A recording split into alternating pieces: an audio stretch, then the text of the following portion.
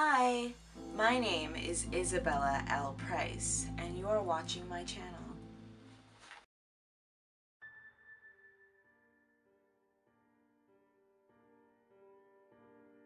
Hi, so today we'll be talking about this movie I just saw called The Witch. It was part of an early screening that was being shown here in conjunction with a Q&A with the director, Robert Eggers. It was really awesome getting to be part of this early screening because I've been anticipating this movie for so long. I first heard about it and I saw a period piece that was spooky and eerie, and I saw a picture of a goat and I was like, let's do this. I don't know why more horror films aren't period pieces, since that part of American history, since really the past, is really ripe with horrific details and horrific memories, and that whole time period of colonialism and the Salem witch trials is a really terrifying time period.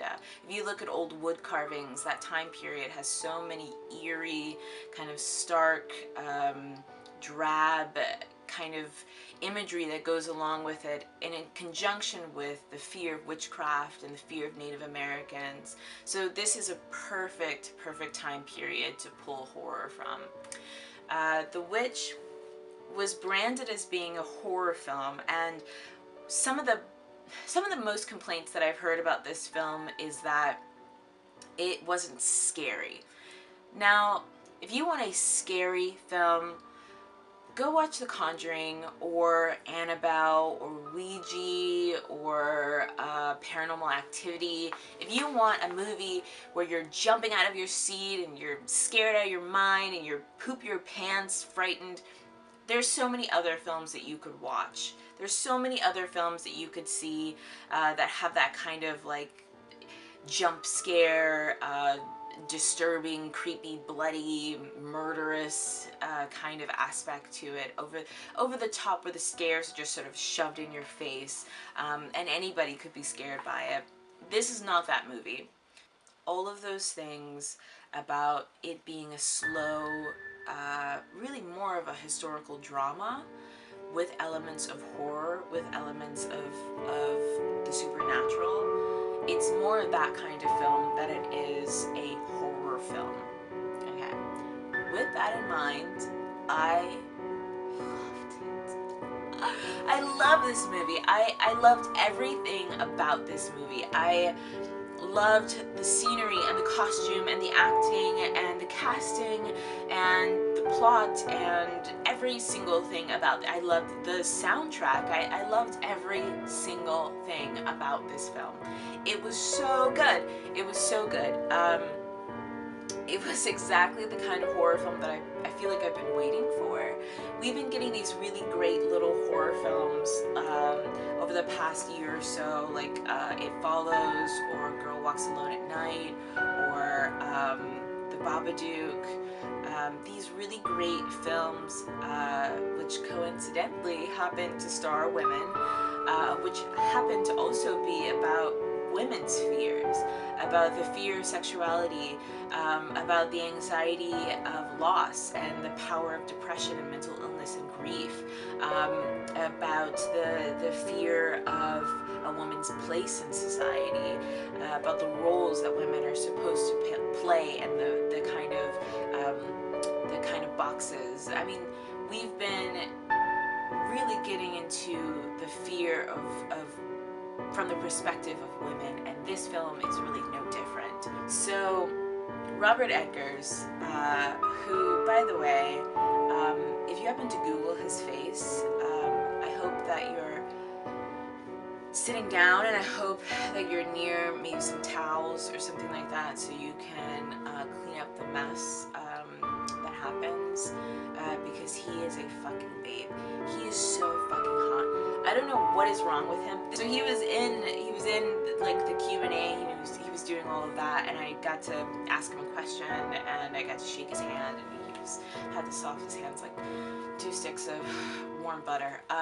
So he's like the kind of guy, like, there's like horror guys who, you knew in film school that you'd be like, oh yeah, let's hang out, let's watch a horror film, and you think like, oh, this is gonna be great, we're gonna get all sexy, and I'm gonna come over to his dorm room, and we're gonna watch horror films, and I'm gonna pretend to be scared, and he's gonna hold me, and it's gonna be great. And then you come over to his house or his dorm room, and he shows you fucking Cannibal Holocaust, and you're just like, the shit? This isn't, I don't want to watch this, no, please. You think it's gonna be all sexy and stuff, like, no, he shows you some gross shit, and he's just like, well, you don't like it, ugh. Robert Eggers is like the opposite of that. Robert Eggers is like the kind of guy who's like, you know what, let me take you to this small indie movie house that's showing a reprint of Nosferatu, and then let's go for some coffee afterwards, or let's have a glass of wine, and let's talk about the state of fear, let's talk about horror movies, and he's like just fucking you with his words. Also starring Anya Taylor-Joy, who I haven't really seen in anything else other than this. She looks like a cross between Mia Wasikowska and I believe her name is Saoirse Ronan. Mia Wasikowska, who was from Crimson Peak, and Saoirse, god damn it, Ronan, who she's from Atonement or Brooklyn, this movie that just came out. She looks like a cross of those two girls. It also stars Ralph Ineson from Game of Thrones and Kate Dickie from Game of Thrones as well. 2015 was the year of Kate Dickie breastfeeding anything other than a baby. If you've seen this movie and you've seen Game of Thrones and you know exactly what I'm talking about, Kate Dickie for 2016, you need to start breastfeeding only babies. Only babies. Not anything else. Please, for the love of God, Kate Dickie, just pop it back in. Her nipples, I don't understand. But the fact that they do such a good job acting and are also speaking in this early English sort of a way is really incredible. And I can understand now why he won the Best Directors Award at Sundance, because the way that he had to direct these children, who are most of the cast is children, the way that he got those performances out of them, were really incredible. So the whole plot line is that there's this family who is banished from their settlement. We don't really know why. It's alluded to that the father's beliefs were too strict, which is saying something since they're Puritans, and the Puritans are literally the strictest religion on earth. So they move out into the settlement, into this wilderness on the edge of this really terrifying forest. And everybody is sort of going through their own sort of thing. So you have the little brother who is going through puberty. He's starting to discover girls. He's starting to discover their bodies. He's starting to have funny feelings downstairs, which sucks when the only girl that you know or is around is your sister. So he's starting to get a lot of just really awkward sexual awakenings spurned by his sister, which is disturbing in and of itself. Then you have the sister Tomlinson. Tomlinson is, it's not really given how old she is, but she's like 15, 16 years old or something like that. The actress is actually like 20, but she looks like a child. She's going through womanhood. She's coming to the age where it's now time for her to get married and leave the house, and she's struggling with that. It comes off as sort of a betrayal. My family's trying to get rid of me, and I don't understand why. What did I do? And this all comes to a head when Tomlinson is taking care of the youngest baby, who is still in breastfeeding age, and the baby goes missing. It's a film that you can really dissect as far as the stylistic choices of the film, the writing choices of the film, the direction of the characters, and its tone and its story and its pacing. It was a very smart film. If you were disappointed by it, I feel really bad for you, because it's like, it's like art. It really was one of the smartest, best films I've seen in so so long and so original.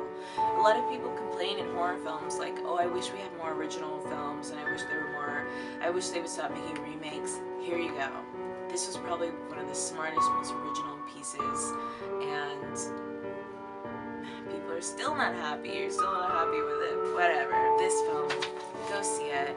Go see it not only because it's such a good film, but also go see it because Robert Eggers is bae. He is so fine. Oh my god. And he had the softest hands. My god. And his eyes. It was just like he was looking into my soul. And he saw exactly who I was. And he said, I accept you exactly for who you are.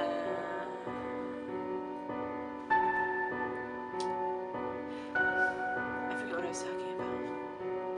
Anyway, I'm gonna get on my magic broom with my magic witch's salve while thinking of Robert Eggers, and I'm gonna fly off. Thank you so much for joining me for this review. This is going to be, hopefully, there's going to be more videos. Please subscribe, please hit like if you like this video, and what were your thoughts on The Witch? Did you like it? Did you hate it? If you hated it, you're wrong. But tell me why you hated it, because I would love to know what people's problems with it were. If you think that the witch was a literal witch, or if you think that the witch was not a literal witch, if the witch was just a manifestation of the fears of men culminating into a mythological being. I don't know. Tell me what you think of it, and please join me for the next video. Alright, you guys. I don't know what to say to sign off. Goodbye.